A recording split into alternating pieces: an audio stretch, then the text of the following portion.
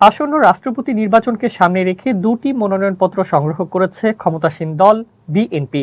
রোববার রাজধানীর আগারগাঁওয়ের নির্বাচন ভবনে অবস্থিত রিটার্নিং কর্মকর্তার কার্যালয় থেকে দলের পক্ষে এই মনোনয়ন ফর্ম সংগ্রহ করা হয়।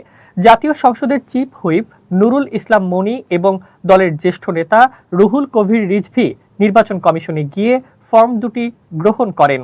এর আগে গত বৃহস্পতিবার রাষ্ট্রপতি নির্বাচনের আনুষ্ঠানিক তফসিল ঘোষণা করে নির্বাচন কমিশন ইসি। নির্বাচন কমিশনের জ্যেষ্ঠ সচিব আখতার আহমেদ ঘোষিত তফসিলের বিস্তারিত তথ্য জানিয়ে বলেন, আগামী 13 আগস্ট সকাল 10টা থেকে বিকেল 4টা পর্যন্ত রিটার্নিং কর্মকর্তার কার্যালয়ে মনোনয়নপত্র জমা দেওয়া যাবে। জমা হওয়া এসব মনোনয়নপত্র বাছাই করা হবে 16 আগস্ট সকাল 10টা থেকে। কেউ প্রার্থিতা প্রত্যাহার করতে চাইলে 18 আগস্ট মঙ্গলবার বিকেল 4টা পর্যন্ত সেই সুযোগ পাবেন।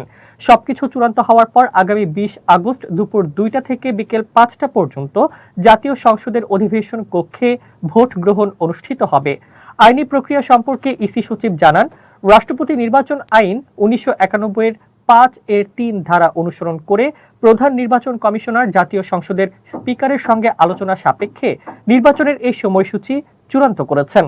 তিনি নিশ্চিত করেন, ইতিমধ্যে রাষ্ট্রপতি নির্বাচনের জন্য প্রয়োজনীয় ভোটার তালিকা প্রস্তুতের কাজও শেষ হয়েছে। তফসিল ঘোষণার পর থেকে নির্বাচন কমিশনের পরবর্তী প্রশাসনিক কার্যক্রম নিয়ম অনুযায়ী চলবে বলে জানিয়েছে ইসি।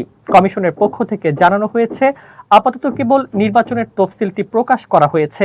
আগামী দিনগুলোতে নির্বাচনী প্রক্রিয়ার হালনাগাদ তথ্য ও অগ্রগতি আনুষ্ঠানিকভাবে সংবাদ মাধ্যমকে জানানো হবে।